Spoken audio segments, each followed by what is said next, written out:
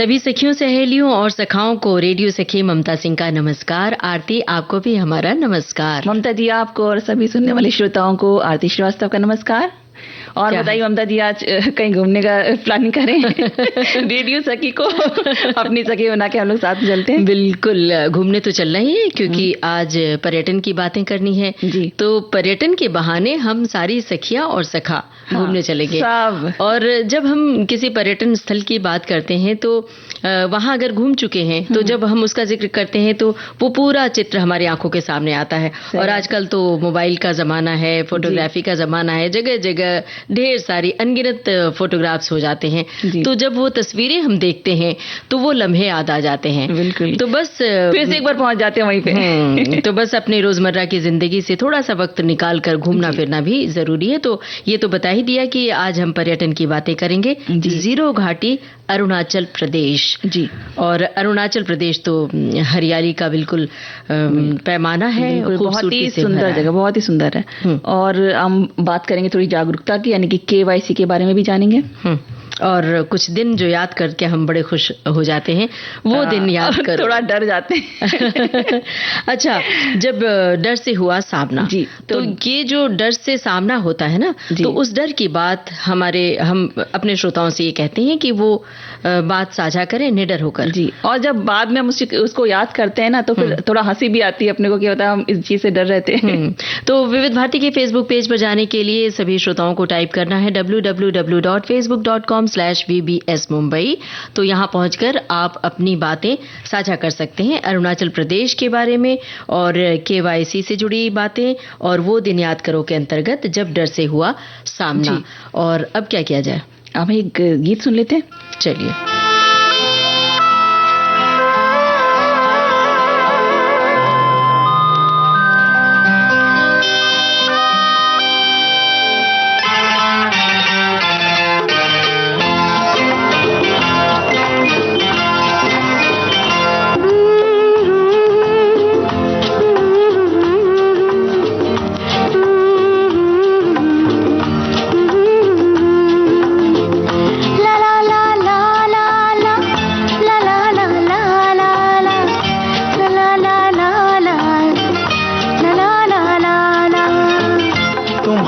पलकों की चिलमनों में ये क्या छुपा है सितारे जैसा, हसीन है ये हमारे जैसा, शरीर है ये तुम्हारे जैसा, तुम्हारे ख्वाबों के आईने में ये क्या छुपा है हमारे जैसा, जवान है ये हमारे जैसा, हसीन है ये तुम्हारे जैसा।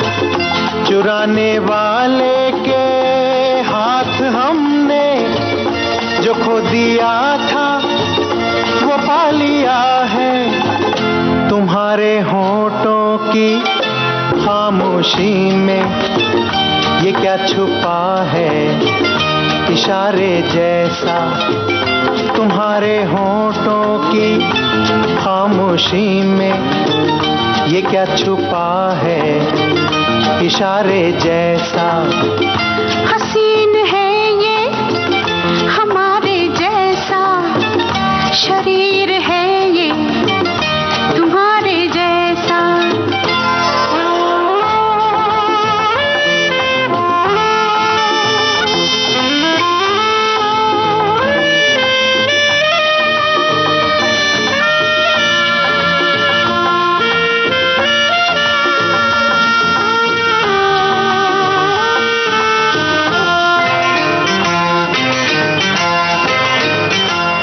नए मुसाफिर के कौन हैं हम, नए मुसाफिर को ये बता दो, नए मुसाफिर के कौन हैं हम, नए मुसाफिर को ये बता दो।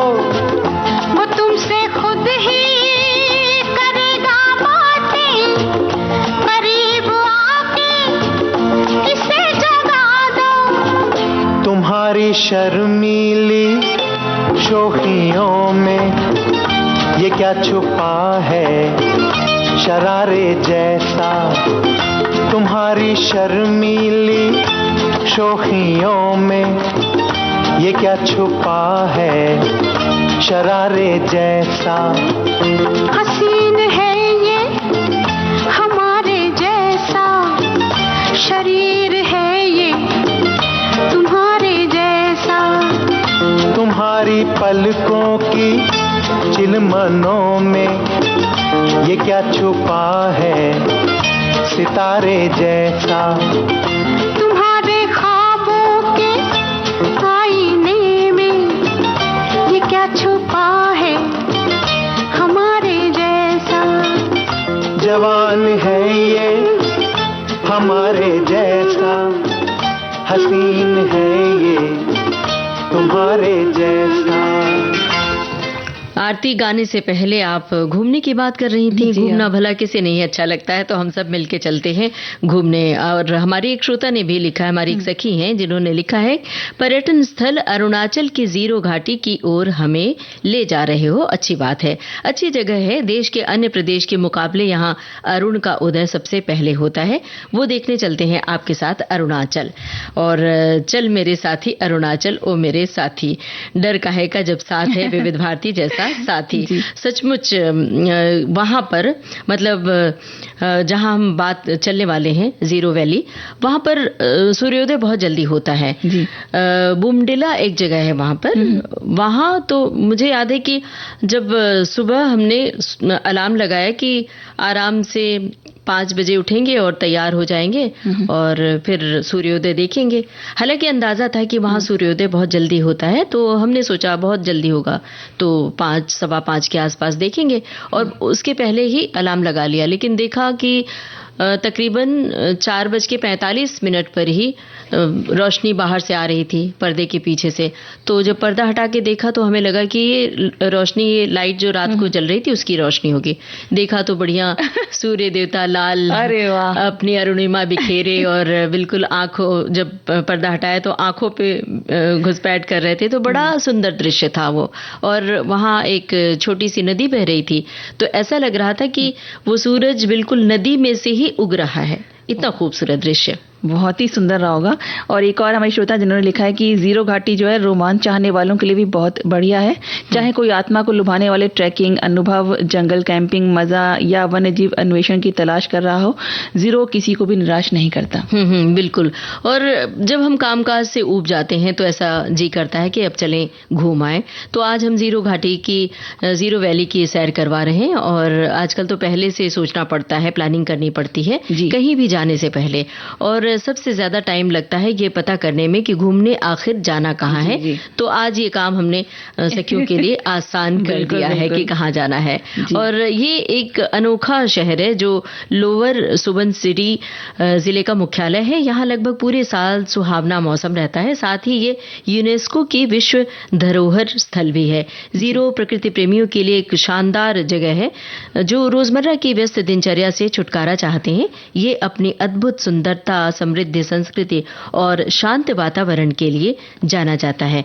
चाहे आप प्रकृति प्रेमी हो, संस्कृति के दीवाने हो या सिर्फ एक ब्रेक की तलाश में हो, जीरो वैली में हर किसी के लिए कुछ न कुछ मिल ही जाता है। तो चलिए अपना बैग पैक कर लीजिए और तैयार हो जाइए। भारत के बेहतरीन खूबसूरती समेटे शहर की यात्रा के लिए तैयार हो जाइए। जी, और दुनिया में देखा जाए तो अपने किस्म की सबसे अनूठी खेती जो होती है वो जीरो वैली में ही होती है। और यहाँ खेती में किसी जैसे पशु का या किसी मशीन की मदद नहीं ली जाती है। जो यहाँ की जो खेती होती है वो सारा काम सिर्फ महिलाएं करती हैं, अपने हाथों से करती हैं। कितनी अच्छी बात है ना ये। और महिलाएं सारा काम कर रही होती हैं और वही परिवार की मुखिया भी होती हैं। इस जगह की विशेषता है। और ये अपातनी जनजाति कहलाती है। और इनकी महिलाएं जो होती हैं वो काले नोज प्लग पहनती हैं और उनके माथे से ठोड़ी तक टैटू बने होते हैं। और जिले का जो ये जगह है, उस जिले का मुख्यालय जीरो है, जो कि निचला सुंबासिरी अरुणाचल प्रदेश का बहुत ही खूबसूरत जिला है। और इसके अलावा यहाँ पर जंगल, नदियां और बहुत सारी घाटियां हैं। इनके खूबसूरत दृश्य देखना पर्यटकों को बहुत पसंद आता है। ये जंगल बहुत ही खूबसूरत है और इन जंगलों में पर्यटक वन्य जीवन के बेहतरीन दृश्य देख सकते हैं। इन जंगलों में पर्यटक चीता, तेंदुआ, बिल्ली, भालू, सुअर और हिरण भी देख सकते हैं बड़ी आसानी से। जंगलों के अलावा पर्यटक वाटर स्पोर्ट्स का आनंद भी ले सकते हैं और यहाँ की खूबसूरत नदियों में वहां जाके बैठ के नदियों के किनारे जाके बैठ सकते हैं और खूबसूरती का आनंद ले सकते हैं। ऊंची ऊंची चोटियां देख सकते हैं और सैलानी यहाँ की सलीन यहाँ की सबसे प्रमुख पर्वत चोटी है। यहाँ धान की खेती की जाती है। इसके अलावा यहाँ बड़े पैमाने पर मछली पालन भी किया जाता है। बिल्कुल अनोखी जगह है अपने आप में, बिल्कुल। और यहाँ पर जो पूजा होती है वो प्रकृति देवता की पूजा होती है, क्योंकि प्रकृति से ही पूरा भरा हुआ है वो, तो प्रकृति देवता की पूजा की जाती है। और यहाँ के लोगों का मुख्य रोजगार जो है वो कृषि है और हस्त निर्मित चीजें जो है और हथकरघा उद्योग, ये चीजें वहाँ पे रोजगार के लिए हैं। और इनकी रंग बिरंगी जो संस्कृति है वो बहुत ज्यादा लोकप्रिय है, जो लोगों को यहाँ पे जो आते हैं उनको बहुत ही लुभाती है और उनको बहुत पसंद आती है। पूरे साल यहाँ बहुत सारे उत्सव मनाए जाते हैं। इनमें से म्याको, मुरुंग और ड्री जो है वो प्रमुख हैं। और जीरो घाटी के 7 गांव यानी कि होंग, हरी, बिल्ला, दत्ता, हिजा, मुदांग, तागे और बामिन मिची के लोग जो हैं वो अपातिनी यानी एथनोलॉग बोलते हैं। उनकी भाषा है ये तो बोली भाषा की बात हो गई। और उसके अलावा जब जाते हैं तो सबसे जरूरी है खान पान। वहाँ अगर खाने को नहीं मिलेगा तो फिर आप घूमेंगे कैसे। और बहुत सारे लोग, मेरा तो ये कहना है कि आप जिस प्रदेश में जाते हैं तो वहाँ का जो लोकल स्थानीय खाना है वो जरूर खाना चाहिए, क्योंकि हम अपने स्वाद के मुताबिक कहीं दूसरे प्रदेश में जाते हैं और वही भोजन ढूंढते हैं जो हम रोज खा रहे होते हैं। जैसे कि पनीर है और हरी सब्जियां जो यहाँ नियमित रूप से खा रहे होते हैं, कि बिरयानी है, इस तरह के खाने हम इन जगहों पर भी ढूंढते हैं। तो वहाँ पर उन जगहों पर ये सारी चीजें उत्तर भारतीय खाना नहीं मिलता है।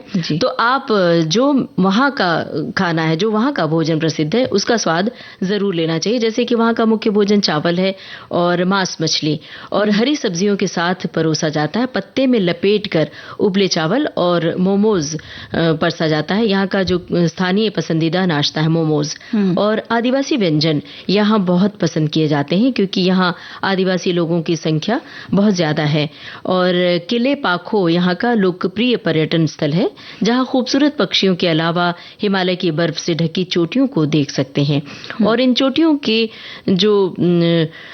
की जो श्रृंखला होती है बड़ी सुंदर होती है। और जीरो वैली से 3 किलोमीटर दूर पाइन ग्रूव देख सकते हैं, जहां पाइन के वृक्षों की खूबसूरती देखी जा सकती है।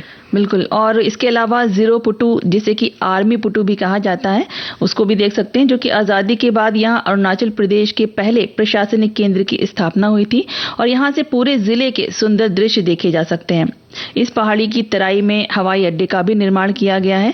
और साथ ही डोलो मांडो भी बहुत खूबसूरत जगह है, और जो कि डोलो और मांडो जो 2 लोग थे उनके प्रेम के लिए लोकप्रिय है। और यहाँ से जीरो और हपोली शहर की खूबसूरती को बहुत अच्छी तरीके से देखा जा सकता है। और इन पहाड़ी जगहों पर जब आप जाते हैं तो आपके पास अगर रेडियो सेट नहीं है तो मोबाइल है, अगर नेटवर्क है तो मोबाइल ऐप पर गाने भी सुन सकते हैं, विविध भारती सुन सकते हैं। तो ये रहा गाना।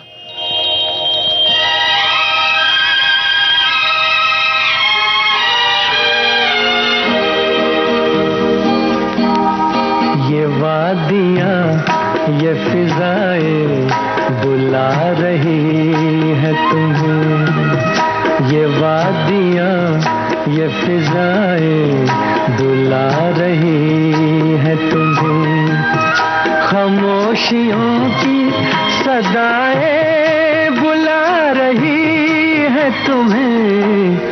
ये वादियाँ, ये फिजाएं बुला रही है तुम्हें।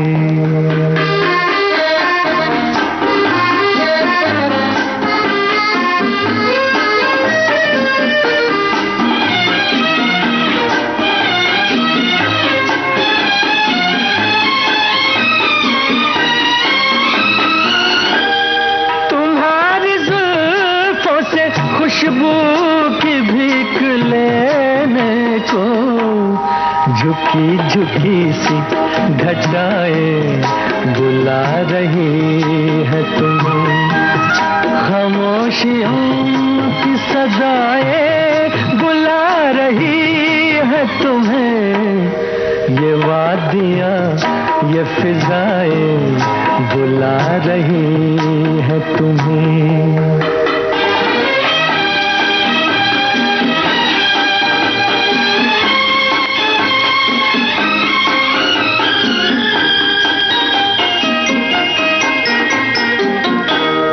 हसीन चंपई पैरों को जब से देखा है, नदी की मस्त अदाएं बुला रही है तुम्हें, खामोशियों की सदाएं बुला रही है तुम्हें, ये वादियाँ ये फिजाएं बुला रही है तुम्हें।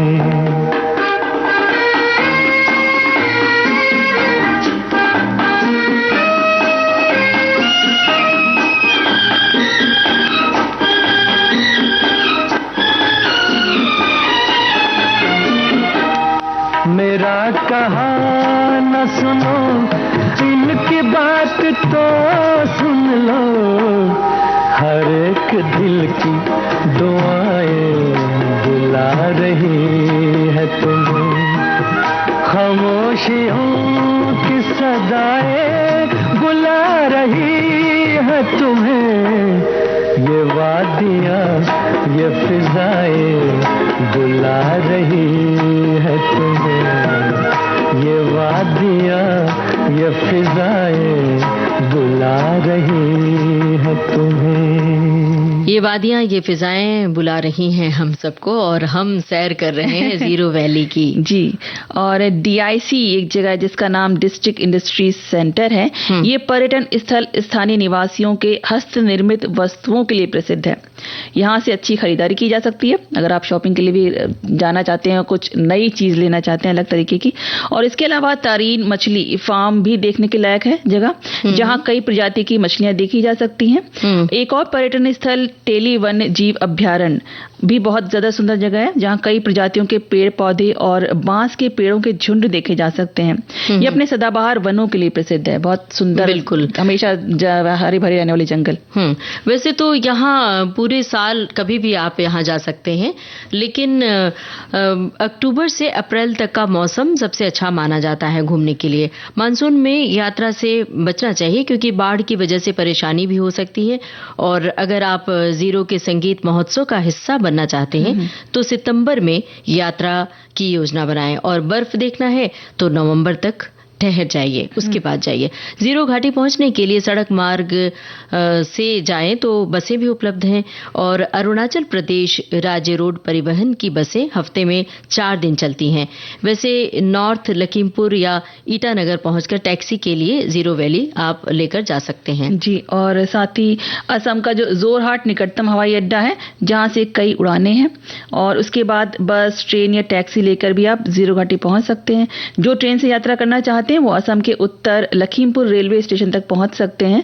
यहाँ से टैक्सी या बस से आप 4-5 घंटे में आप जीरो वैली पे पहुंच सकते हैं। और ये बता दें कि यहाँ जब आप जाएंगे तो बहुत सारे हरे भरे बांस के जंगल, नीले और हरे रंग के देवदार के पेड़ों, पहाड़ों के बीच धान के खेत देखने में बड़े ही सुंदर लगते हैं। समृद्ध वन्य जीव वाली इस घाटी की जो जनजातियां हैं, जनजाति ने धान की खेती के लिए, सिंचाई के लिए नहर भी बहुत सारे बनाए हैं, जिन्हें देखकर बड़ा अचरज होता है कि आखिर कैसे। बिल्कुल, उन्होंने इस तरीके से चैनल बना रखे हैं कि सिंचाई के लिए पानी आराम से पहुंच जाता है, तो वो भी देखने लायक चीज है। किस तरीके से उन्होंने उस चीज को किया है, एक अच्छे तरीके से कि सिस्टमैटिक तरीके से कर रखा है, तो सिंचाई के लिए उन्होंने बहुत अच्छे से प्रबंध कर रखा है। और यहाँ पर कुछ जगह और भी है ना आरती, जिसके नाम आप बता सकती हैं? जी हाँ, ये है। इसके अलावा यहाँ पे आप बोमोडिला, सेपा, आलोंग, मैचुका, दापोरिजो, ताकसिंग, पासी पासीघाट है, तूतिंग है, पासीघाट मारियांग और रामलिंगम और चाको होते हुए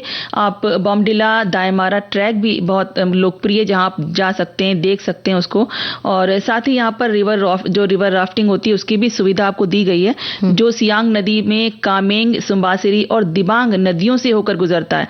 तो अब जब उन नदियों से होकर गुजरते हैं ना, तो फिर वहां की सुंदरता देखते ही बनती है। बिल्कुल। तो साथ में फोटोग्राफी तो करेंगे, ये तो हम पहले बस, लेकिन जब आप वहां पर तस्वीरें खींचते हैं तो जरा ध्यान से, बिल्कुल ये हम कई बार बना के रखें, ये नहीं कि आप एकदम उसमें बिल्कुल। और कई बार जो छोटी छोटी पुलिया बनी होती है उस पर लोग धमाके करते हैं, कूद फांद करने लगते हैं, तो वो असुरक्षित होता है। और जब तस्वीरें खींचते हैं तो ये ध्यान रखें कि पहाड़ों की मिट्टी कहीं खिसकती भी है, पहाड़ धसकते हैं, तो मिट्टी ऐसा ना हो भुरभुरी मिट्टी है और आप खड़े हैं एकदम किनारे और सीधे ढलान पर चले जाएं। और अपनी सुरक्षा का पहले सुरक्षा का ध्यान रखें, उसके बाद आप आगे बढ़ के चीजों को करें। बिल्कुल। एक श्रोता ने हमारे लिखा है कि जो जीरा वैली जो अपने प्राकृतिक आकर्षण से हर किसी को अपनी ओर आकर्षित करती है, जिसमें फैले हुए चावल के खेत, अनोखे गांव और हरे भरे पहाड़ हैं जो जीवंत वनस्पतियों की मोटी परतों से ढके हुए हैं। इस आकर्षक छोटे से शहर की शांति इसे आत्मा की खोज करने वालों के लिए स्वर्ग बनाती है। यही इसकी प्राकृतिक सुंदरता असंख्य प्रकृति प्रेमियों और फोटोग्राफरों को भी लुभाती है। इस जगह की अलौकिक प्राकृतिक भव्यता में अपनी आत्मा को भिगोने के लिए दूर दूर से लोग यहाँ आते हैं। बिल्कुल। और एक और है, श्रोता माई लिखते हैं, जो कि जीरो लोअर सुबनसिरी जिले का मुख्यालय है और अरुणाचल प्रदेश का सबसे पुराने शहरों में से एक शहर है ये। और ये अपने आसपास के देवदार की कोमल पहाड़ियों, मतलब जो पेड़ हैं उनके लिए प्रसिद्ध है, वहाँ की पहाड़ियों के लिए और चावल के खेतों के लिए बहुत प्रसिद्ध है। और साथ ही जीरो जो है वो अपातानी जनजाति का घर है, मतलब मेन जो है वहाँ पे अपातानी जनजाति का बाहुल्य है, वहीं पे रहते हैं वही लोग। तो बहुत ही सुंदर जगह है। तो जब आप जाएं पूरी सतर्कता से सावधान होकर जाएं और उसका लाभ उठाएं, पूरा आनंद उठाएं। और अब एक गीत सुने जी।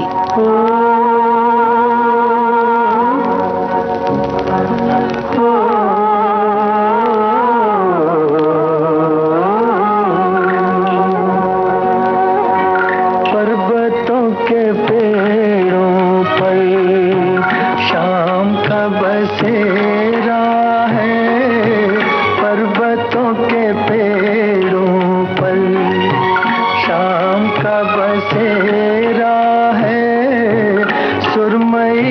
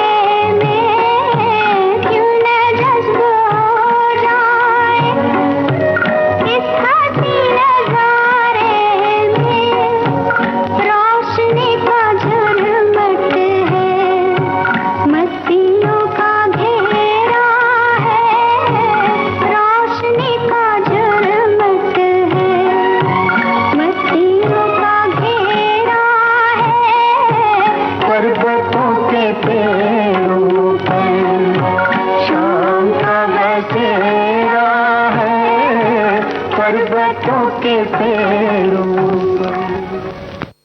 अब एक संदेश सुनते हैं पहले। मन की बात है जन जन की, सभी की कुछ अपनी सी, संघर्षों के कुछ किस्से, कहानी कुछ सफलताओं की, अनकही विरासत की, उम्मीदें नए भारत की। महीने के आखिरी रविवार का रहता है इंतजार, मलयाचल के आंचल से विंध्याचल के आंगन तक, ब्रह्मपुत्र के घाट से हिमालय के विस्तार तक होती है मन की बात प्रधानमंत्री के साथ।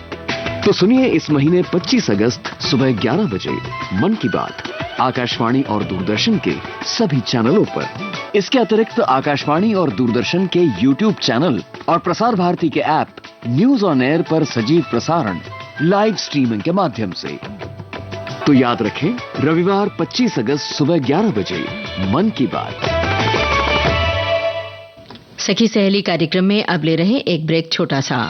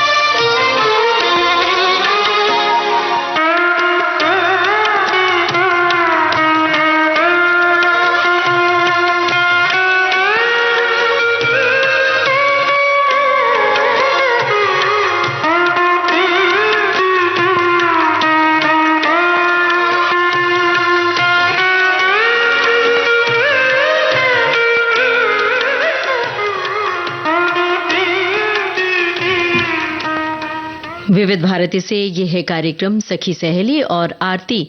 आपको पता है, कल रात अचानक मेरी एक दोस्त ने फोन किया जी।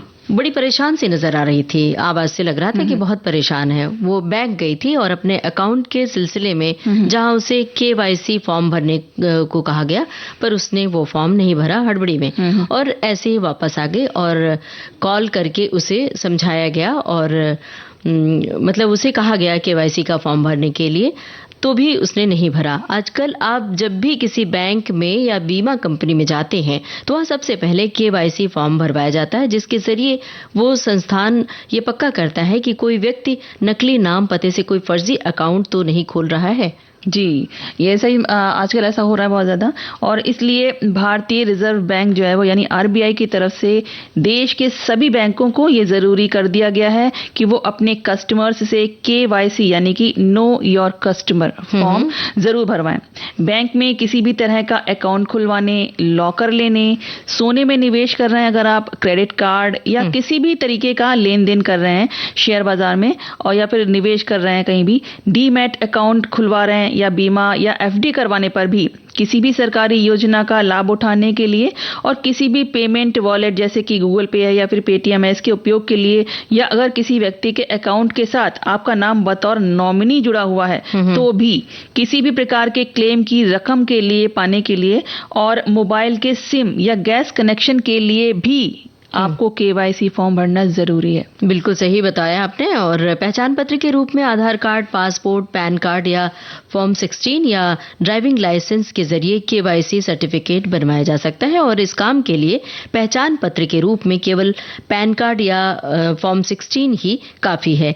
आजकल बैंक या बीमा कंपनी कस्टमर्स से उनका मोबाइल नंबर और ईमेल ID भी मांगते हैं, तो आप वही नंबर दें जो आधार कार्ड से लिंक्ड है। जी, और क्योंकि कई बार जो वित्तीय कंपनियां हैं या फिर बैंक्स हैं या जो भी लेन देन वाली जो कंपनी है, तो अपने कस्टमर्स का आधार कार्ड भी डाउनलोड करती हैं, जिससे कि उनके पास अपने कस्टमर्स का पूरा डेटा उपलब्ध हो, और किसी भी तरह के ऑनलाइन ट्रांजैक्शन के लिए OTP बहुत जरूरी होता है, जो कि मोबाइल या ईमेल पर भी जाएगा। अगर वो लिंक वाला नहीं देंगे आप तो वो आप तक नहीं पहुंच पाएगा ओटीपी उसका। तो हर कस्टमर्स के लिए केवाईसी बहुत जरूरी है। इसके ना होने पर बैंक या जो भी वित्तीय संस्थान है जहां से आप लेन देन कर रहे हैं उनकी तरफ से व्यक्ति को फोन पर मैसेज या ईमेल भेजा जाता है कि वो 1 सप्ताह के अंदर अपना केवाईसी सर्टिफिकेट बनवा लें। अगर ऐसा ना हो तो बैंक या वित्तीय संस्थान उस कस्टमर्स के अकाउंट पर अस्थायी प्रतिबंध लगा देते हैं और और जो व्यक्ति जो है वो अपने अकाउंट से कोई भी लेन देन नहीं कर पाता उसके बाद, अगर एक बार प्रतिबंध लग गया तो। ये अस्थायी बैन 6 महीने का होता है और अगर आपने 6 महीने बाद भी नहीं बनवाया अपना केवाईसी फॉर्म नहीं भरा तो फिर वो आपके खाते को बंद कर देंगे। लेकिन अगर आपने 6 महीने के अंदर अपना केवाईसी फॉर्म बनवा लिया है, भर लिया है, तो फिर आप जो खाते पे जो प्रतिबंध लगा हुआ है वो तुरंत हटा लिया जाता है। बिल्कुल। और सरकार ने राष्ट्रीय स्तर पर इसकी शुरुआत कर दी है जिससे पूरे देश के सभी कस्टमर्स के लिए वित्तीय लेन देन आसान हो। इसका फायदा है कि एक बार केवाईसी कराने वाले लोगों को बार बार केवाईसी कराने की जरूरत नहीं पड़ती।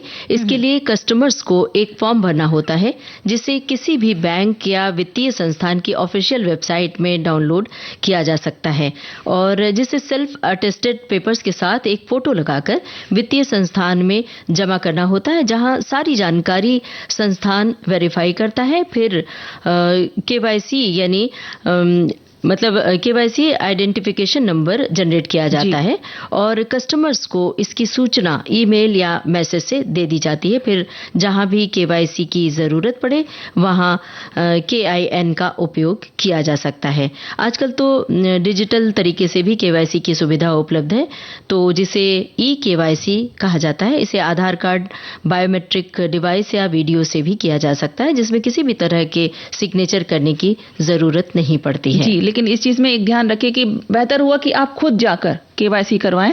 वहां पे जाके बजाय अपने उस पे करवाने के आपको डिजिटली कराने के पहले आप जाके एक बार बैंक में खुद केवाईसी फॉर्म भरें और उसको करें अपने आप। हाँ, तो ये सारी जानकारियां हमारे श्रोता कहीं डायरी में नोट कर रहे होंगे। तब तक हम गाना सुनवाते हैं। जी बिल्कुल।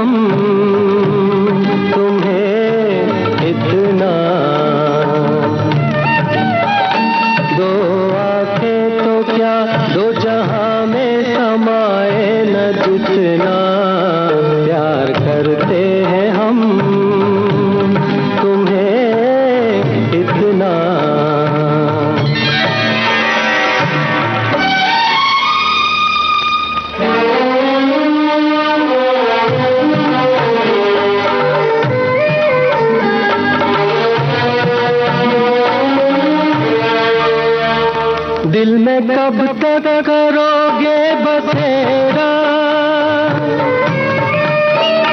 दिल में कब तक करोगे बसेरा, साथ कब तक न छोड़ोगे मेरा। धरती छोड़ी ना सूरज का फेरा, साथ छोड़ेंगे यूं हम ना तेरा। प्यार करते हैं हम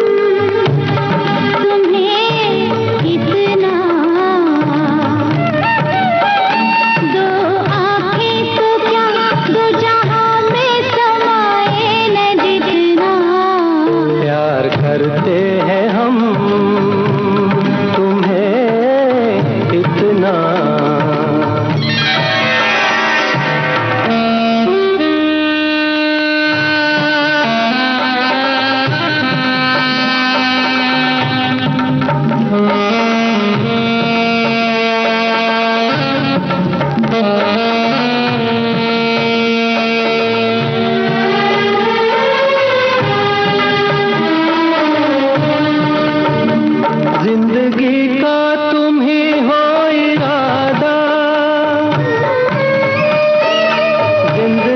का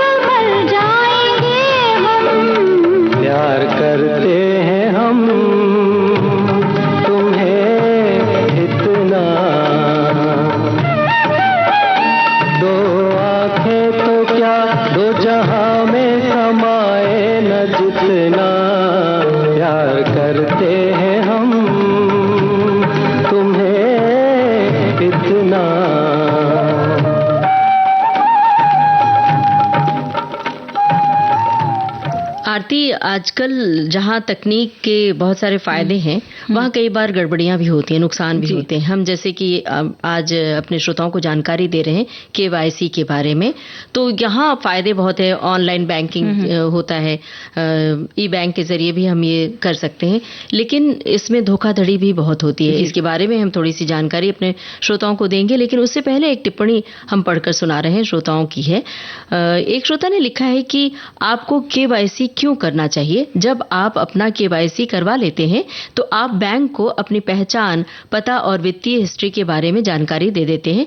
इससे बैंकों को ये सुनिश्चित करने में मदद मिलती है कि इसमें निवेश किया गया पैसा मनी लॉन्ड्रिंग, अवैध गतिविधियों के लिए नहीं है, और म्यूचुअल फंड निवेश के लिए भी KYC अनिवार्य है। जी, और रिजर्व बैंक ने ग्राहकों के लिए रिस्क कैटेगरी भी तैयार कर रखी है, जिसके आधार पर बैंक कस्टमर से दोबारा KYC कराने को भी कह सकता है। जैसे कि लो कैटेगरी है तो इसके अंतर्गत उन लोगों को उन कस्टमर्स को रखा जाता है जिनका लेन देन का रिकॉर्ड बहुत अच्छा हो। इन कस्टमर्स से 10 साल पर KYC कराने के लिए कहा जाता है। 10 साल का इनको समय दिया जाता है, उसके बाद इनसे कहा जाता है। और दूसरी है मीडियम कैटेगरी, जिसके अंदर उन कस्टमर्स को रखा जाता है जिनका लेन देन का रिकॉर्ड ना बहुत ज्यादा अच्छा है ना बहुत खराब। इन्हें 8 साल के अंतराल पर KYC करने के लिए कहा जाता है। और तीसरी है हाई रिस्क कैटेगरी, इसमें कस्टमर्स का रिकॉर्ड अच्छा नहीं होता, इसलिए इनसे हर 2 साल के अंतराल पर KYC कराने के लिए कहा जाता है। और इसके अलावा अगर किसी अकाउंट में लगातार 3 महीने तक कोई लेन देन यानी ट्रांजैक्शन नहीं होता तो उसे अस्थायी रूप से बंद कर दिया जाता है और इसे ओपन करवाने के लिए दोबारा KYC करवाने की जरूरत पड़ती है। हालांकि कुछ बैंकों में ये समय सीमा 1 साल की होती है। वैसे भी जिनका तबादला बार बार होता है, मतलब ऐसी ट्रांसफर वाले जॉब में होते हैं, उनमें उनके लिए बैंक हर 2-3 साल के अंतराल पर KYC करवाने को कहता है उनसे। लेकिन हर तकनीक के कुछ फायदे होते हैं और कुछ नुकसान भी होते हैं, तो जरूरत है सतर्कता की, सजगता की, उस सुविधा का लाभ उठाने की। जैसे कि कोई भी बैंक या वॉलेट कंपनी खुद फोन करके ग्राहकों से KYC की जानकारी नहीं मांगती, तो कोई भी कॉल आए तो KYC की जानकारी साझा बिल्कुल न करें। और आजकल तो ये चलन हो गया है कि बैंकों के नाम पर लोग फोन करते हैं और कहते हैं कि अपना अकाउंट नंबर बताइए और हम आपकी ये लॉटरी निकली है, हम आपके अकाउंट में इतना पैसा डालना चाहते हैं, या लकी ड्रॉ आया है, इस तरह से। या फिर हम फला फला बैंक से बोल रहे हैं और आपकी कुछ तकनीकी गड़बड़ी आ गई है जिसमें आपके KYC, जिसमें आपके अकाउंट नंबर की जरूरत है। तो ऐसे में आपको इसमें हमने बताया कि कोई भी बैंक, जब बैंक से फोन आएगा तो वो आपसे अकाउंट नंबर नहीं मांगेगा, क्योंकि आपका अकाउंट नंबर उनके पास मौजूद है। जी, और कोई भी चीज ऐसी जानकारी जो है आपके पास, आपकी जो पर्सनल जो जानकारी है अपने अकाउंट की, वो कोई कंपनी मांगती ही नहीं है कॉल करके। तो बिल्कुल भी इस चीज को आप बिल्कुल भी साझा मत करिए किसी के साथ भी। और कोई भी OTP किसी भी व्यक्ति के साथ बिल्कुल भी साझा ना करें। अगर कोई आपसे कॉल करके KYC ऐप इंस्टॉल करने के लिए भी कह रहा है अगर कि आप ऐसा करें, तो ऐसा बिल्कुल मत करिए। फोन पर किसी को भी अपने पैन कार्ड या आधार कार्ड की जानकारी बिल्कुल मत दीजिए। अगर आपके साथ कोई ऑनलाइन फ्रॉड हो भी जाता है तो तुरंत आप साइबर सेल में या फिर नजदीकी पुलिस स्टेशन में शिकायत दर्ज करवाइए। और जो कंप्लेन लेटर है उसकी फोटोकॉपी करवाकर बैंक के नजदीकी ब्रांच में जाकर अपनी शिकायत दर्ज करवाएं और उसकी रसीद लेना बिल्कुल भी मत भूलिए। और साथ ही ऑफिशियल वेबसाइट पर जाकर भी आप शिकायत दर्ज कराइए। अगर किसी बैंक या वित्तीय संस्थान का कर्मचारी KYC कराने के लिए घर आ रहा है तो कंपनी की ऑफिशियल ID बहुत बारीकी से चेक करिए कि कहीं इसमें कुछ कुछ फॉल्ट तो नहीं है, और चेक करना बिल्कुल ना भूलें। और साथ ही ये सुविधा जो है वो सरकार हमारे लिए ही तरह तरह की सुविधा करती है जिससे कि हमें पूरी तरह से उसका फायदा मिले और हमारे साथ कोई फ्रॉड ना हो। तो इसलिए उसका बस हमें सतर्क रहने की, सजगता की जरूरत है, क्योंकि तकनीक जो भी हो और हम ये सोचें कि नहीं चलो मत उसका फायदा उठाएं या तकनीक को ना करें, तो भी उसका जो है फिर हम पिछड़ ही जाएंगे और कुछ नहीं हो सकता। और हम भी ये ना भूलें कि ये संदेश क्या कह रहा है। जी सुन यार पिंकी, ठीक 3 बजे मॉल पे मिल। वो क्या है ना, सेल चल रही है और मुझे बहुत सारी शॉपिंग करनी है। अरे देख यार, तू कोई और टाइम रख लेना। 3 बजे तो मैं कहीं आती जाती नहीं हूँ। कहीं आती जाती नहीं? ऐसा क्या करती है तू 3 बजे? अरे तू इतना नहीं जानती, 3 बजे तो सारी सखियां कहीं आती जाती नहीं, क्योंकि वो सुनती हैं सखी सहेली।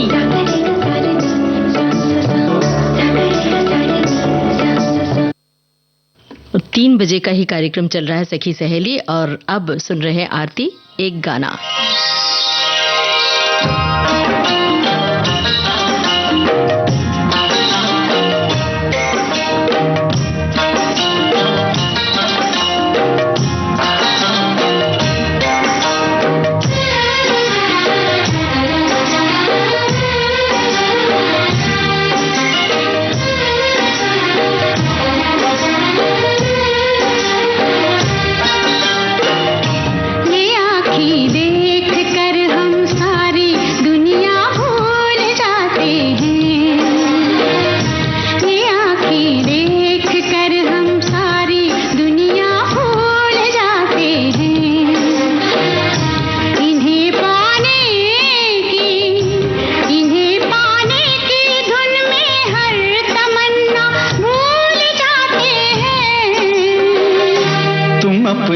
महकी महकी जुल्फ के पेचों को कम कर दो, तुम अपनी महकी महकी जुल्फ के पेचों को कम कर दो। मुसाफिर इनमें घिर कर अपना रास्ता भूल जाते हैं। ये आँखें देख कर हम सारी दुनिया भूल जाते हैं।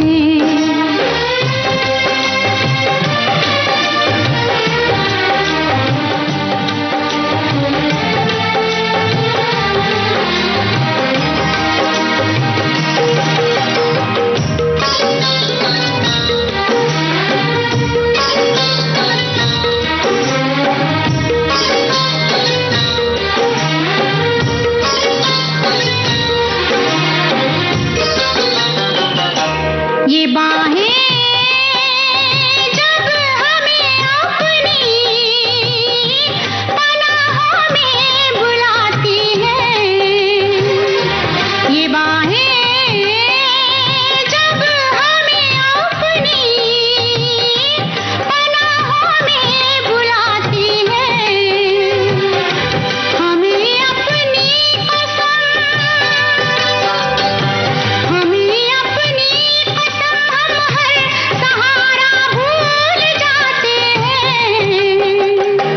तुम्हारे नर्मो नाजुक होठ जिस दम मुस्कुराते हैं,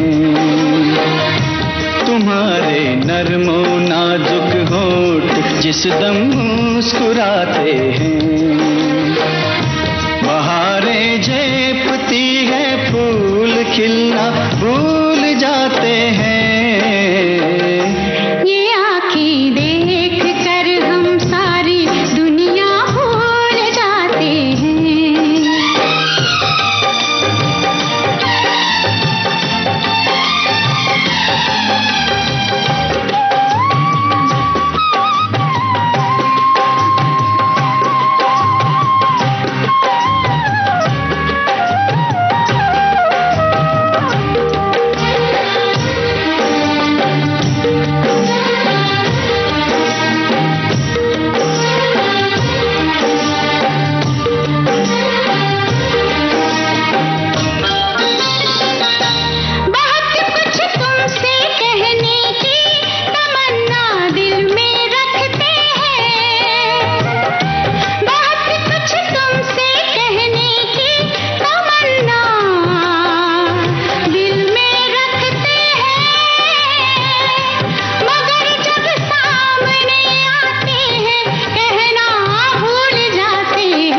मोहब्बत में जुबां चुप हो तो आंखें बात करती हैं।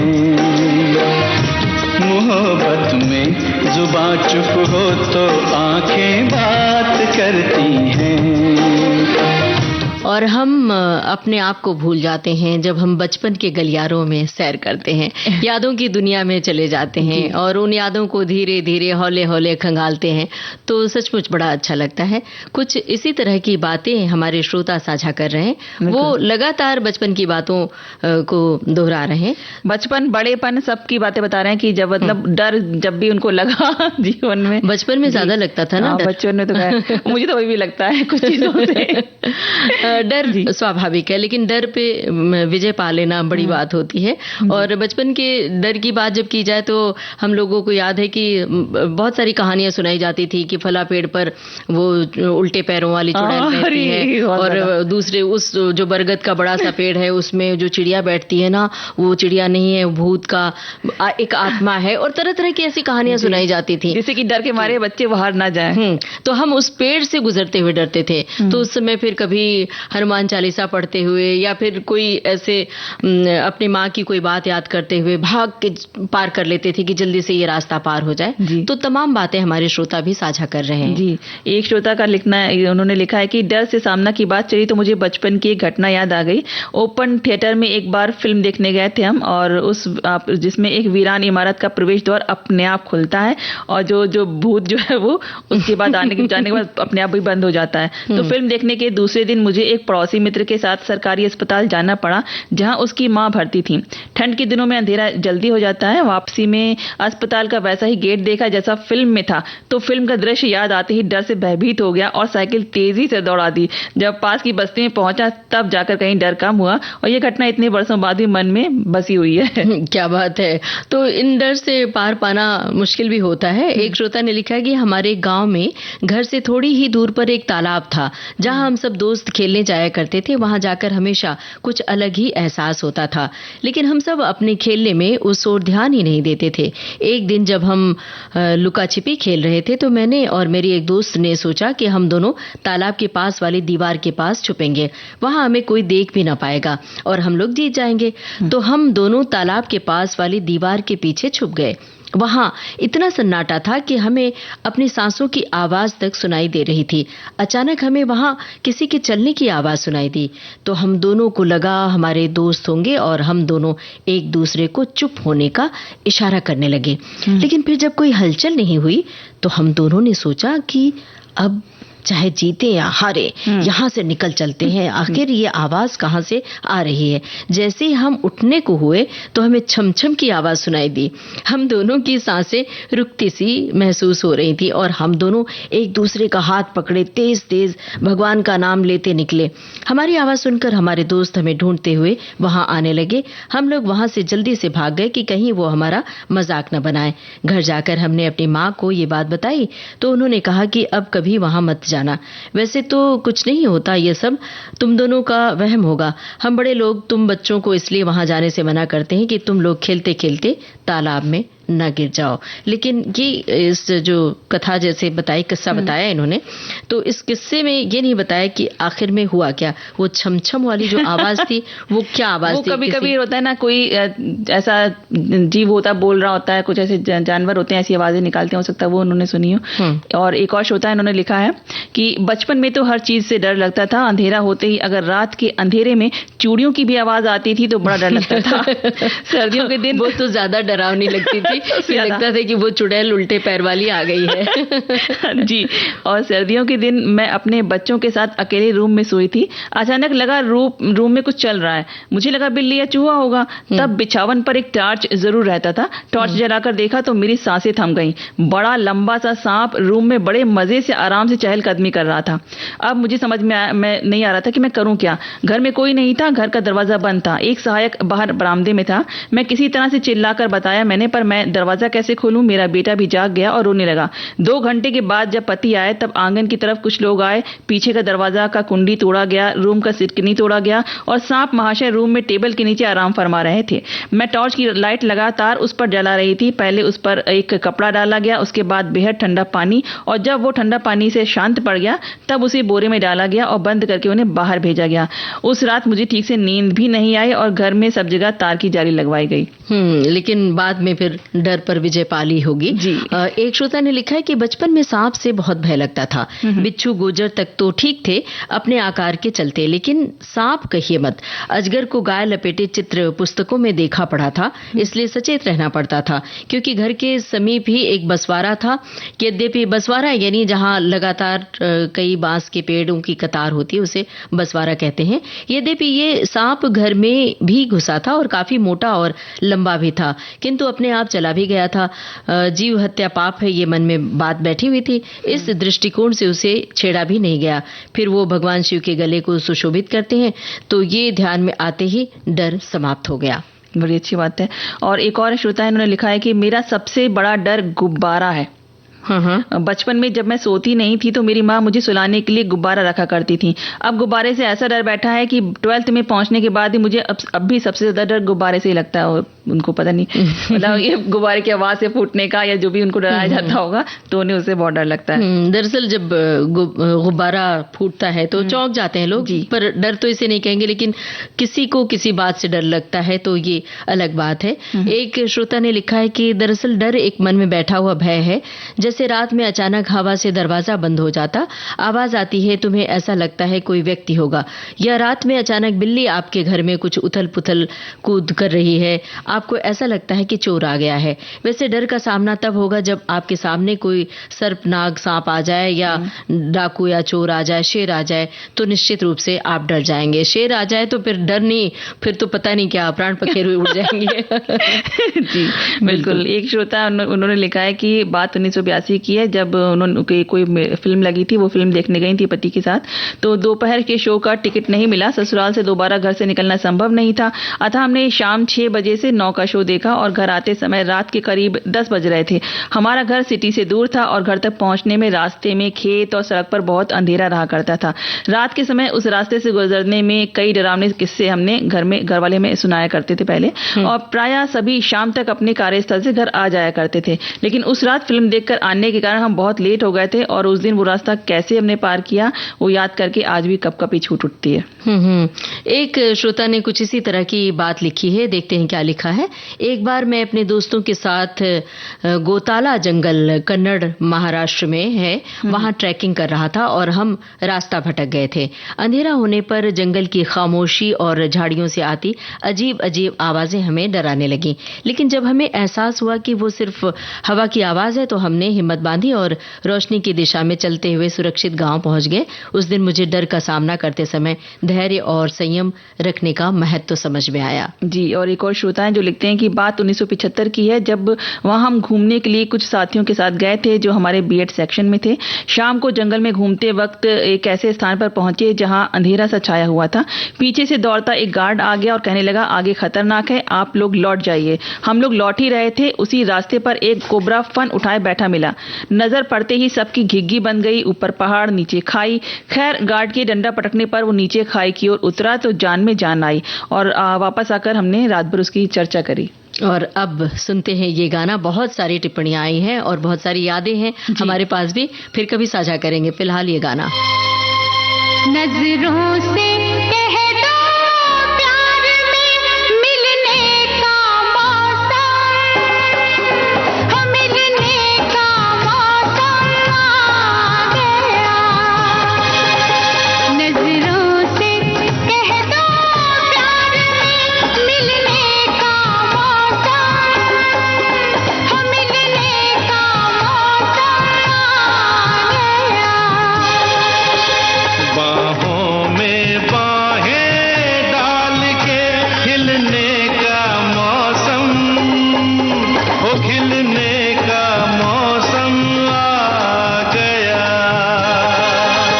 नजरों से कह दो प्यार में मिलने का मौसम, हम मिलने का मौसम आ गया।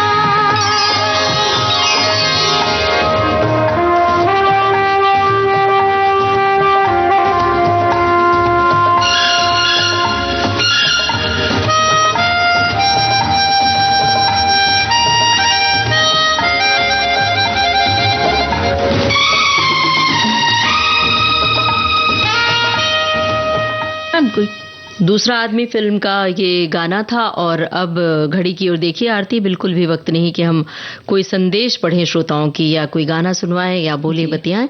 तो अब लेते हैं श्रोताओं से इजाजत। आप सभी को ममता सिंह और आरती श्रीवास्तव का नमस्कार।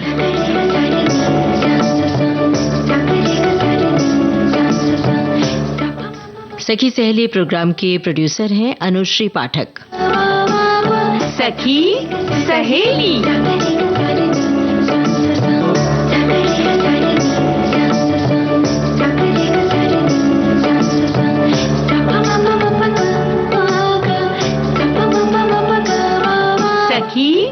सहेली।